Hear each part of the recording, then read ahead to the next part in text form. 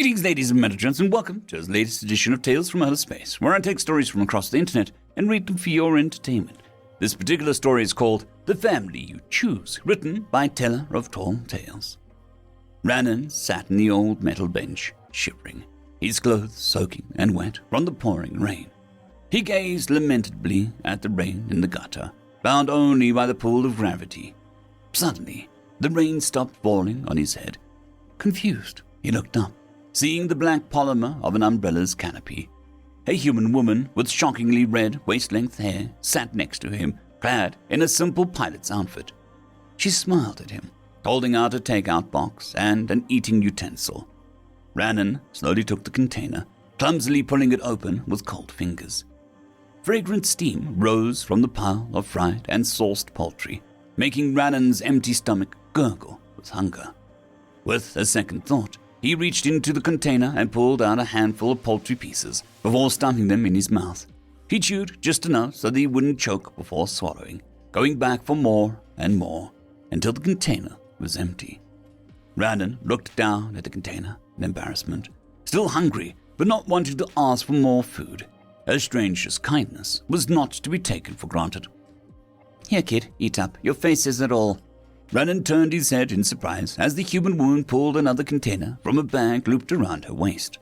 Rannan didn't know what to say as he gingerly took the piping hot container, expecting the woman to hit or yell at him like his parents used to. But the woman just smiled and kept talking, the umbrella floating above them by itself with a whoosh of pressurized air. "You're a relet, right? From Relia. Let me guess, your parents kicked you out instead of throwing you a party for your birthday?" Rannan nodded, using the eating utensil to shove small piles of sticky white grain into his face. He truthfully didn't want to talk about it, but would return the stranger's kindness with answers. The woman nodded softly, pulling a pack of cigarettes and a lighter from her jacket's breast pocket. She lit one and took a long drag as she watched the rain. "I understand that. My parents kicked me out when they found out I liked women. I was only 16 then." The woman chuckled as though she told a joke. "Some parents are just shit people, kid. Don't let them define you." Rannan looked over at the human woman as she calmly smoked a cigarette, her eyes moist with held-back tears. Swallowing his mouthful of food, he softly stated, "I'm sorry you went through that, truly, but please don't pity me. It is customary in my culture for the chick to leave the nest upon maturity." Feeling the tears well up in his own eyes, he quickly buried his face back in the food. The woman's warm hand gently took him by the chin and turned his face towards her. He had been trying to hide the black eye his dad had given him on his way to throw him out the door. The woman's face softened, but there was a hardness in her eyes. "Maybe so, but that isn't. No parent should hit their child, ever. That's for other kids to do before they know better." Rannan felt himself begin to cry and just keeled forward, letting the strange woman wrap a consoling arm around him as tears dropped into a puddle. The woman softly patted his shoulder, quietly asking, "Do you have any siblings?" Rannan shook his head. "Do you want revenge?" He bolted upright, looking at the human woman in shock, unable to answer. He was supposed to honor his family, bring glory to their name, to defend the clan at all cost. But was a clan who beat their only child for crying from hunger worthy of honor? The parents who brought booze and drugs instead of feeding their child, did they deserve glory? Did they deserve for him to defend them? He took a deep breath and made eye contact with the woman, noticing a sharp green in her eyes. I do. I want them to pick on someone their own size for once." The woman nodded and patted him on the back. "Good. You should. Let's go get some." Rannan stood quickly as the human woman bolted to her feet, exclaiming, "I don't even know your name, and you're going to help me get revenge. How do you plan on taking a fully grown Relaton and survive?" The woman smiled. "My name is Captain Leandra Noctok of the VFS FAFO. As for how, well, I'm a volunteer." That only answered one of Rannan's questions. Captain Leandra hummed as she knocked on the dingy apartment's door. The poor kid she picked up looked at Bobby with awe and terror. She didn't blame him. The gentle giant used to be a part of Ferrick's crew. He was truly a sight to behold at nearly 8 feet tall, with muscles the size and density of bowling balls. The armored chestplate made of battleship decking made him look truly terrifying. The door opened, revealing a visibly drunk and groggy adult male, Rallet. Who's the witch? Leandra smiled and asked, Are you Rannon's father? The rabbit seemed to grow suspicious. Yeah, what is it to you? Leandra's grin just grew wider as she ducked her head forward. Bobby's brick-sized fist sailing through where her head used to be and into the adult male rabbit's face.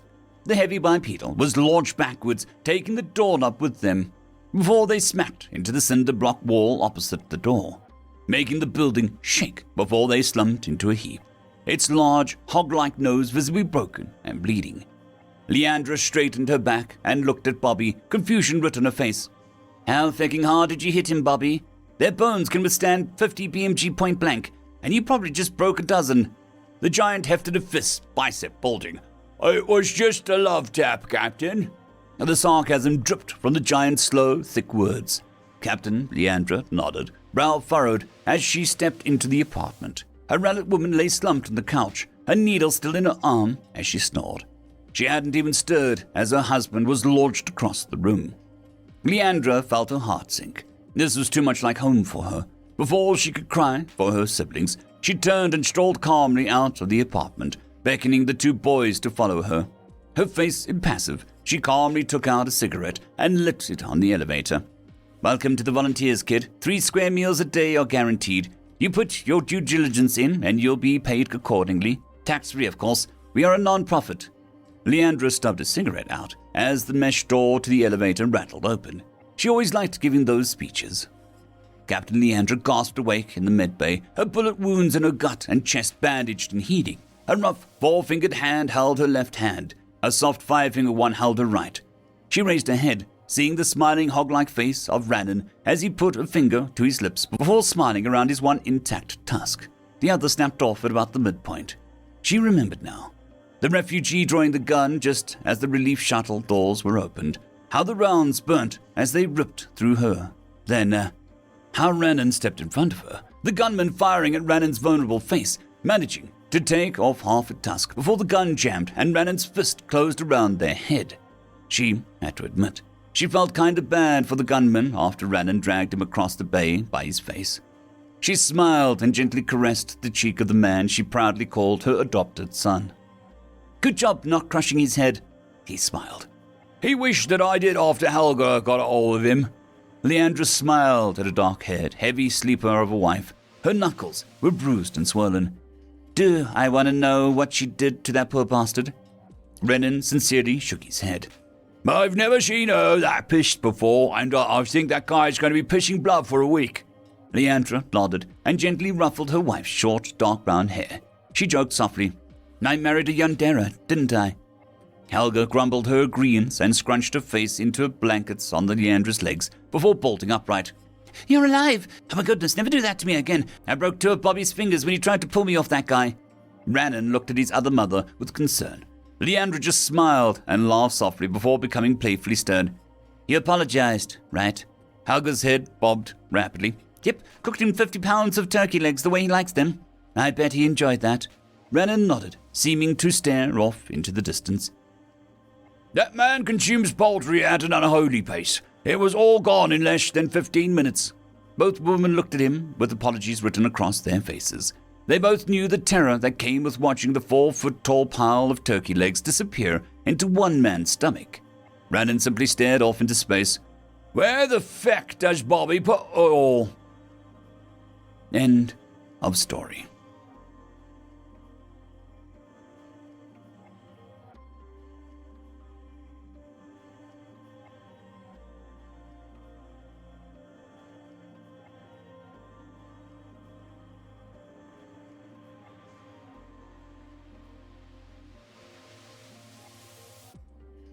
I would just quickly like to thank the T5 peeps. Dragon Soup, Cold War Boomerwaffen, Severin Cerberus, Red Panda 121, Leslie 517, Bushmaster 177, Caspar Arnold, Cam Maxwell, Sans the Skeleton, Light Jock, Dragzoon WRE, and Lord Azrakal.